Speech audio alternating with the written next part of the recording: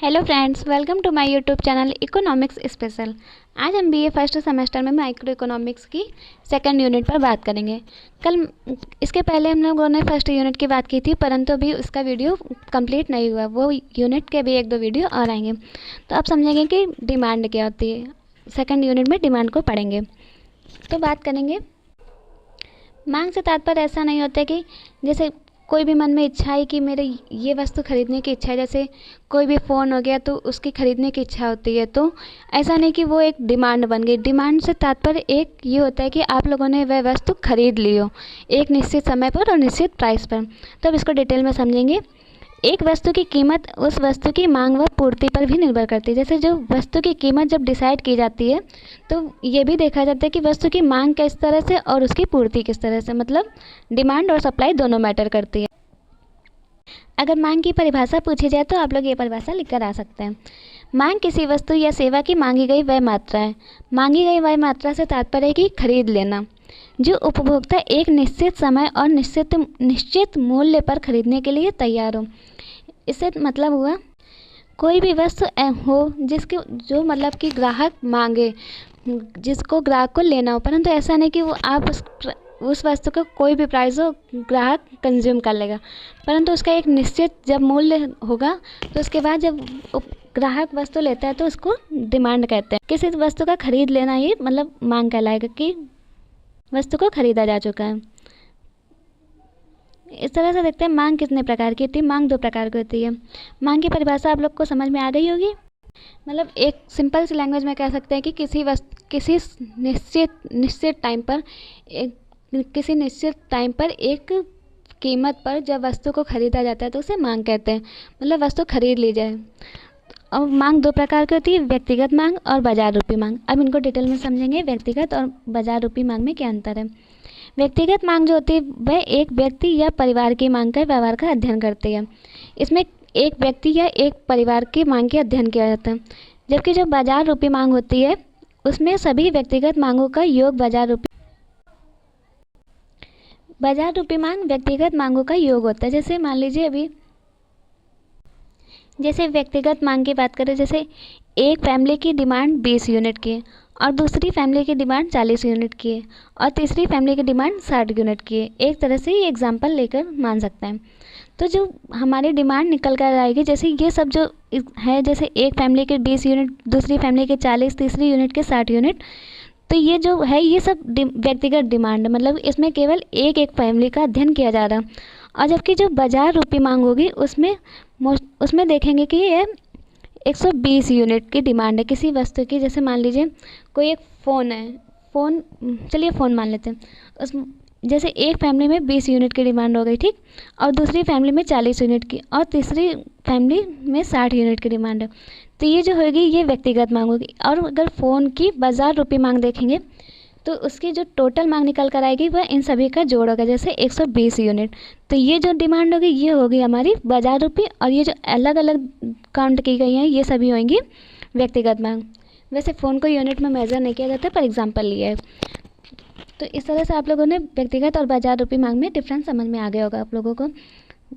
अगर जो इंडिविजुअल देखेंगे, एक एक परिवार पर अध्ययन करेंगे तो वह होगा व्यक्तिगत। और अगर जो सभी व्यक्तिगत मतलब सभी परिवारों का मिलाकर, सभी पूरे व्यवहार का मिलाकर व्यक्तिगत व्यवहारों के अध्ययन करेंगे, सभी परिवारों की मतलब कि उस वस्तु पर टोटल कितनी डिमांड आ रही उसको बाजार रूपी मांग कहेंगे। अब कारक पढ़ेंगे कि व्यक्तिगत मांग को प्रभावित करने वाले कारक कौन कौन से। देखिए कारक बहुत ही इंपॉर्टेंट है, ये पढ़िएगा। जो मतलब कि किस प्रभावित करने वाले कारक से तात्पर्य है कि किस तरह से व्यक्ति की मांग प्रभावित हो सकती है, कि क्या हो जाए जिससे व्यक्ति के, जैसे कोई पर्सन है वह 10 किलो चावल की डिमांड कर रहा है, परंतु इससे क्या होने पर कि उसकी डिमांड घट या बढ़ जाए, तो इस तरह से उसकी मांग प्रभावित होगी। तो अब इसके बारे में समझेंगे। वस्तुओं की अपनी कीमत के कारण, जब वस्तुओं की अपनी कीमत से तात्पर्य जब वस्तु की कीमत बढ़ेगी। अगर मान लीजिए किसी वस्तु की कीमत बढ़ती है तो उसकी डिमांड कम हो जाती है। अभी जैसे टमाटर के भी प्राइस बढ़े थे तो उसकी डिमांड काफ़ी कम हो जाएगी। यूज़ भले ही किया जाए परंतु डिमांड में इफेक्ट पड़ता है। अगर वस्तु की अपनी कीमत बढ़ जाती है तो डिमांड घट जाती है। इसी को मांग का नियम भी कहते हैं। उसके बाद बात करेंगे संबंधित वस्तुओं की कीमत से। संबंधित वस्तुओं की कीमत भी मांग को प्रभावित करती है और संबंधित वस्तुओं में दो कीमतें शामिल की जाती है, प्रतिस्थापित और कॉम्प्लीमेंट्री गुड्स। ये भी आगे समझेंगे। उपभोक्ता की आय, देखिए कंज्यूमर की इनकम भी काफ़ी इफ़ेक्ट डालती है। मान लीजिए कोई वस्तु सस्ती है और हमारी इनकम कम है तो फिर हम उस वस्तु को परचेज़ करेंगे, परंतु अगर पर्सन की इनकम बढ़ जाती है, जैसे इनकम बढ़ गई हमारी, तो हम लोग उससे हाई लेवल की वस्तुएं परचेज़ करने लगते हैं। तो इस तरह से जो उपभोक्ता की मांग होती है वह भी काफ़ी इफ़ेक्ट डालती है। उसके बाद बात करेंगे स्वाद व प्राथमिकता।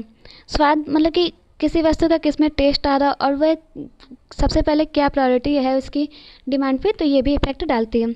भविष्य में कीमत के बदलाव की संभावना, जब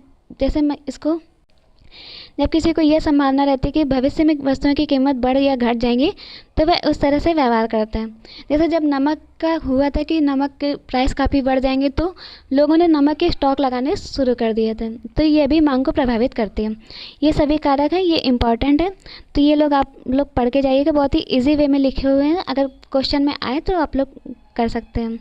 और आप लोगों के ऑप्शनल एग्ज़ाम होंगे शायद, या फिर सब्जेक्टिव होंगे, तो भी ये सभी में इम्पॉर्टेंट है। उसके बाद बात करेंगे संबंधित वस्तुएं। संबंधित वस्तुओं से कंफ्यूज मत होइएगा, दोनों इसमें दो पार्ट शामिल है। संबंधित में सबसे पहले आता है सब्स्टिट्यूट गुड्स और प्रतिस्थापन वस्तुएं। सब्स्टिट्यूट गुड्स को ही प्रतिस्थापन वस्तुएं कहते हैं। यह वह वस्तुएं होती हैं जो एक दूसरे को प्रतिस्थापित करती हैं, जैसे चाय और कॉफ़ी। अब इसमें समझेंगे, अगर मान लीजिए चाय की कीमत काफ़ी बढ़ गई, तो हम चाय की कीमत घटाकर कॉफ़ी का यूज़ करने लगेंगे, क्योंकि अगर चाय की कीमत बढ़ी हुई रहेगी तो कॉफ़ी की डिमांड ज़्यादा हो जाएगी। अगर किसी वस्तु की कीमत बढ़ जाती है और कोई दूसरी वस्तु से प्रतिस्थापित कर सकती है, तो हम उसकी डिमांड बढ़ा देते हैं। तो इसमें एक तरह से पॉजिटिव रिलेशन भी होता है। जैसे चाय की कीमत बढ़ी, देखिए जैसे चाय की कीमत बढ़ी, ठीक, ये कीमत है और ये डिमांड है। जैसे सब्स्टिट्यूट गुड्स की बात कर रहे हैं, तो इसमें कंफ्यूज मत होइएगा कि चाय की कीमत बढ़ी तो चाय की डिमांड कम होगी, तो इसमें नेगेटिव है, ऐसा नहीं है। संबंधित गुड्स में बात करेंगे कि उसकी प्रतिस्थापित वस्तु कौन सी है। जो प्रतिस्थापित वस्तु होगी तो उसका देखेंगे कि उसकी डिमांड पर क्या इफेक्ट पड़ा। जैसे किसी वस्तु की जब कीमत बढ़ जाती है तो उसकी जो प्रतिस्थापित वस्तु होती है उसकी डिमांड बढ़ जाती है। जब ये बढ़ेगी तो ये भी बढ़ रहा है, तो इस वजह से इसमें पॉजिटिव रिलेशन होगा। उसके बाद बात करेंगे कॉम्प्लीमेंट्री गुड्स की। ये होती है पूरक वस्तुएं।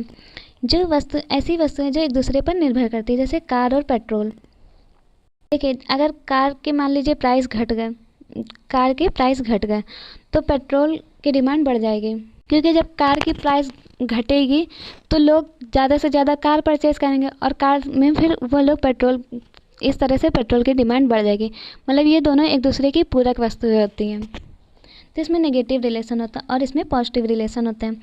जैसे समझिए, जैसे कार की कीमत घट गई, देखिए ये मतलब ये वाला सिंबल होता है घटने का और ये वाला होता है बढ़ने का, ये वाला बढ़ने का होता है।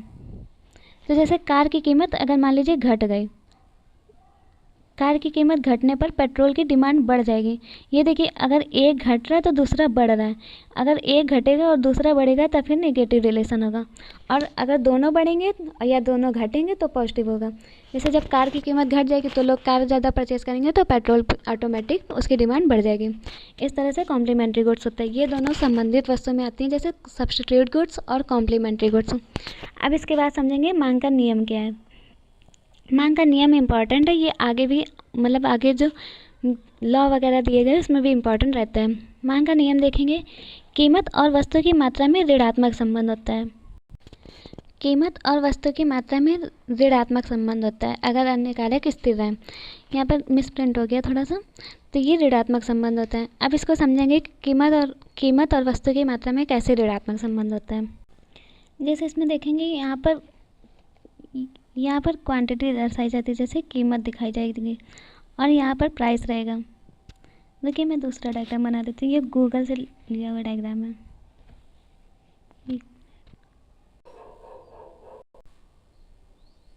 सॉरी फ्रेंड्स, वो ऐप वर्क नहीं कर रही थोड़ा, तो इसमें हम लोग समझ सकते हैं कि मांग का नियम की मतलब जो डायग्राम आएगा, यहाँ पर जो ग्रीन लाइन से दिखाया गया है वो ये है क्वांटिटी की, और जो पर्पल कलर का है वो है प्राइस की। तो इसमें देखेंगे कि अगर ये जो रेड लाइन से दिखाया गया इसको दिखाया जाएगा कि ये है मांग का नियम, मतलब एक डिमांड की लाइन है। तो जब हमारी प्राइस बढ़ेगा, देखिए जैसे यहाँ पर प्राइस आया इस जगह पर, तो ये जो प्राइस है, जब यहाँ पर मान लीजिए प्राइस आएगा तो ये घटकर वस्तु की डिमांड यहाँ पर आ जाएगी। मतलब अगर कीमत बढ़ी, कीमत यहाँ पर आ गई तो वस्तु की कीमत बढ़कर यहाँ पर आ जाएगी तो मांग घटकर कम हो जाएगी, मतलब कीमत बढ़ने पर मांग घट जाएगी। तो इस तरह से मांग के नियम को समझ सकते हैं। इसका मैं अलग से डायग्राम बनाकर ज़रूर समझाऊंगी, अभी के लिए सॉरी। अभी मांग के नियम की मान्यताएं पढ़ेंगे। मांग के नियम की मान्यताओं में देखेंगे कि ये भी इम्पॉर्टेंट है, मांग के नियम की मान्यताएं। इसमें वस्तुओं की अपनी कीमत में कोई बदलाव नहीं होना चाहिए। देखिए जो मांग के नियम है वह, उसमें जो अन्य कारक हैं वह स्थिर होने चाहिए। ऐसा नहीं कि सब्स्टिट्यूट गुड्स हो और कॉम्प्लीमेंट्री गुड्स हो, वस्तु की कीमत मतलब वस्तु की कीमत में ही केवल बदलाव हो। उपभोक्ता की आय भी समान रहनी चाहिए।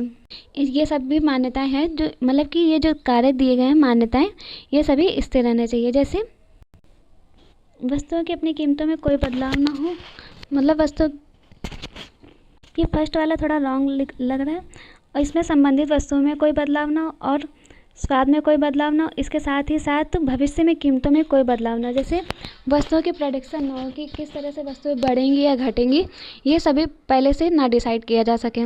अब और उपभोक्ता की आय में बदलाव ना हो। जब ये सभी जो मान्यताएं दी गई हैं, जब ये सभी स्थिर रहेंगी उसके बाद ही ये मांग का नियम वर्क करेगा।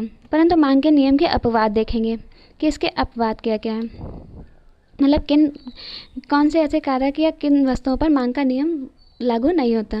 मांग का नियम मोस्टली सब पर सभी नॉर्मल गुड्स पर लागू होता है, परंतु कुछ इसके अपवाद है जिस पर नहीं लागू होता है। जैसे गिफिन वस्तुएं, गिफिन वस्तुओं में देखें, गिफिन वस्तुएं वे होती हैं जो कि बहुत ही निम्न क्वालिटी की वस्तुएं होती है, जैसे बहुत ही चीप बोल सकते हैं। ना तो उनकी क्वांटिटी अच्छी होती है, मतलब क्वालिटी अच्छी नहीं होती उनकी, मतलब लो लेवल की वस्तु होती है, तो उसमें मांग का नियम नहीं लागू होता है। क्योंकि जैसे मान लीजिए कोई वस्तु अच्छी नहीं है, सस्ती है मतलब, और उसकी क्वालिटी भी अच्छी नहीं है, तो फिर उस वस्तु की डिमांड कम होगी। परंतु जैसे उस वस्तु के प्राइस बढ़ने लगेंगे तो उसकी मांग बढ़ जाएगी। तो इस तरह से बोल सकते हैं, जो कि एक पॉजिटिव रिलेशन दिखाएगा। तो इसमें मांग का नियम अपवाद हो जाएगा। वेबलेन वस्तुएं जो विलासितापूर्ण वस्तुएं होती हैं, जैसे जो मतलब कि लग्जरीज वस्तुएं होती हैं, अगर उनकी कीमत भी बढ़ती है परंतु फिर भी उनकी डिमांड हाई होती जाती है। इस तरह से कह सकते हैं कि मांग का नियम वेबलेन गुड्स पर भी लागू नहीं होता। आवश्यक वस्तुएं में जैसे दवाई वगैरह ले सकते हैं। अगर आवश्यक वस्तुओं में दवाइयाँ हो गई, और मतलब कि जो रोज़ के जीवन में कार्य होते हैं जैसे नमक, चीनी, इन सब के अगर प्राइस बढ़ेंगे भी तब भी डिमांड घटेगी नहीं, क्योंकि प्राइस बढ़ने पर भी मतलब कांस्टेंट रहेगी या बढ़ेगी कुछ भी, क्योंकि मतलब ऐसा नहीं कि उसकी डिमांड बढ़ गई तो हमने वस्तुओं की कीमत घटा दी, वस्तुओं की कीमतें बढ़ गई तो हमने मांग घटा दी। जैसे मान लीजिए किसी को दवाई की ज़रूरत है, अब वो दवाइयाँ कितनी भी महंगी क्यों ना हो, परंतु वह परचेस करेगा, और उसकी जिसमें मांग का नियम अपवादित हो जाएगा। तो आवश्यक वस्तुओं को भी मांग के नियम का अपवाद माना गया। नशे की वस्तुएं में जैसे शराब की बात करें, तो जो शराब की जब कीमत बढ़ती भी उसके बाद भी उसकी डिमांड कम नहीं होती है। तो ये सब कुछ मांग के नियम के अपवाद थे। इसका मैं डायग्राम अलग से ज़रूर बताऊंगी। अभी थोड़ा प्रॉब्लम हो गई ऐप में, मतलब चल नहीं रही है वो, इसके लिए सॉरी। आगे मैं, वैसे ये नियम इम्पॉर्टेंट है, इनकी मान्यता है और इनका अपवाद भी इम्पॉर्टेंट है। अगर वीडियो पसंद आई हो तो लाइक ज़रूर करिएगा, चैनल को सब्सक्राइब करिएगा, और अगर अच्छा लगा हो वीडियो तो कमेंट ज़रूर करिएगा। मैं इसका डायग्राम अलग से ज़रूर बताऊँगी। Thank you.